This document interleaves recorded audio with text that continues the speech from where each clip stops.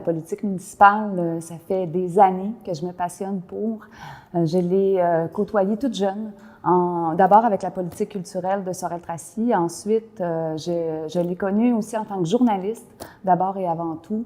Puis, je l'ai connue au conseil municipal pendant 8 ans en tant que conseillère municipale du Vieux-Sorel. Pourquoi la mairie aujourd'hui, en 2022? Parce qu'on sort d'une crise on n'en est peut-être même pas sorti, je dirais.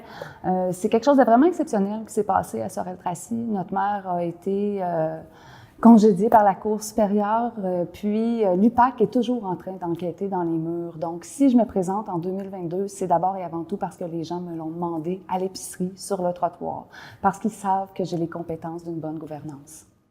Ce qui est d'abord global, c'est la bonne gouvernance, puis le rôle d'un maire, d'une mairesse, il y a 3 fonctions: représentativité, administration et puis législation.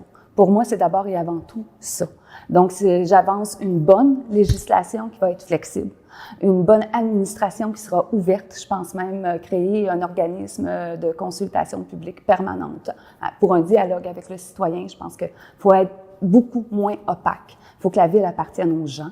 Pour moi, c'est important. Puis une bonne représentativité avec les paliers de gouvernement supérieur pour aller chercher les sous qui nous reviennent et aussi avec les unions municipales pour des revendications communes. Il y a énormément d'enjeux dans le monde municipal d'aujourd'hui qui sont des enjeux de changement climatique, des enjeux d'infrastructures vieillissantes.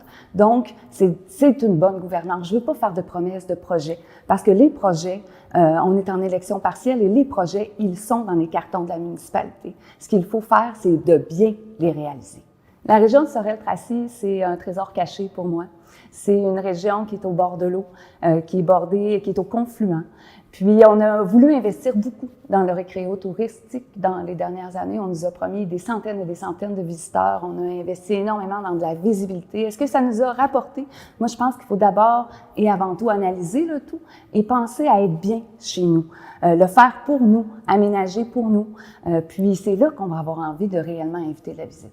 Le développement économique a plusieurs facettes, que ce soit justement le développement industriel, commercial, agricole, le développement, je pense aussi aux petits commerçants. Moi, je suis pour la libre entreprise, puis je pense qu'il faut la favoriser de diverses façons. Je crois beaucoup aussi à l'économie circulaire. Je pense qu'on peut faire plus avec ce qu'on a déjà. Je pense qu'on peut développer de toutes sortes de façons. Ensemble, on a des organismes de développement économique qui ont une toute nouvelle gouvernance, qui ont des nouvelles enveloppes budgétaires, puis on a des grands défis, puis il faut être avec les gens, avec nos commerçants, travailler en partenariat, développer des terrains, les décontaminer, être attractif, puis être solidaire.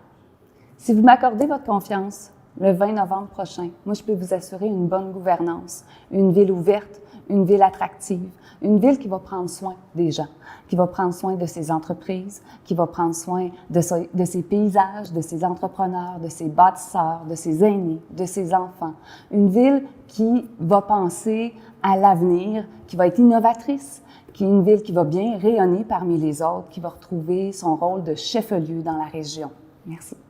La politique municipale, ça nous regarde tous. Alors, je vous invite à aller voter en grand nombre les 13 et 20 novembre prochains. Si vous voulez me connaître mieux, si vous voulez en savoir plus d'ici là, je vous invite à visiter mon www.corina.buzz, à visiter aussi ma page Facebook, puis à me téléphoner s'il y a quoi que ce soit. Vous pouvez venir nous rencontrer au comité électoral au 92 Élisabeth, mais surtout, n'oubliez pas d'aller voter. Merci.